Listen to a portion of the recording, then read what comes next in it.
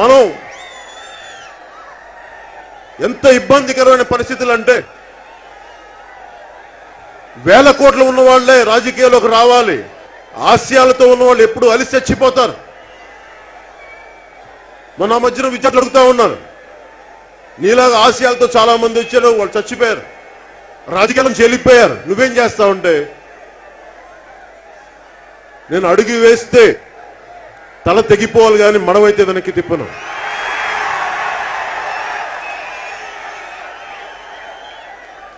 మార్పు నేను కోరుకుంటే వస్తుందా? 2001లో కోరుకుంటే వచ్చిందా? రాలేదు.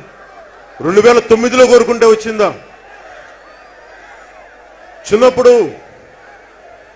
మా అన్నయ్య చెప్పాడు, నాకు ఒక చిన్న ఉదాహరణ. లెనిన్, రష్యన్ నాయకుడు లెనిన్, రష్యన్ రెవల్యూషనరీ లీడర్, ఒక మాట అన్నాడు. అదేంటంటే మార్పు రావడానికి ఆల్రెడీ సమాజంలో గర్భధారమైన పరిస్థితులు ఉంటే నాయకుడు అనేవాడు వచ్చి మంత్రసాని పనిచేస్తాడని. ఈ రోజున మీరందరూ ఇంతమంది ఉన్నారు, మార్పును కోరుకుంటున్నారు. అది నా గొప్పతనం అనుకోవట్లా, మీరందరూ కోరుకుంటా ఉన్నారు.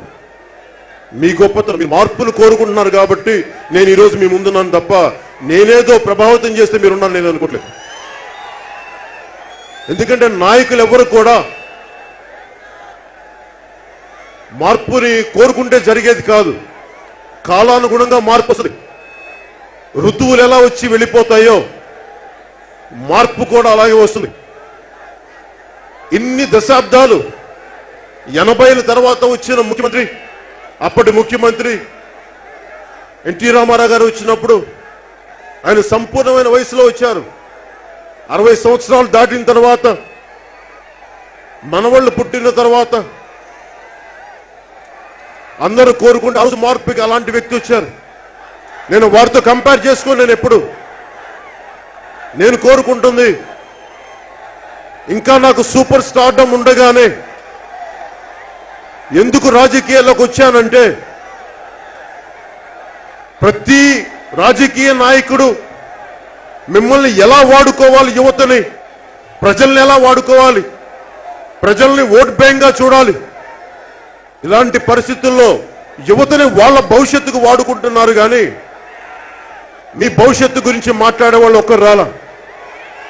నేను కోరుకుంది, మీరు చూశారు సినిమాలో, నేను మీ భవిష్యత్తు బాగుండాలి.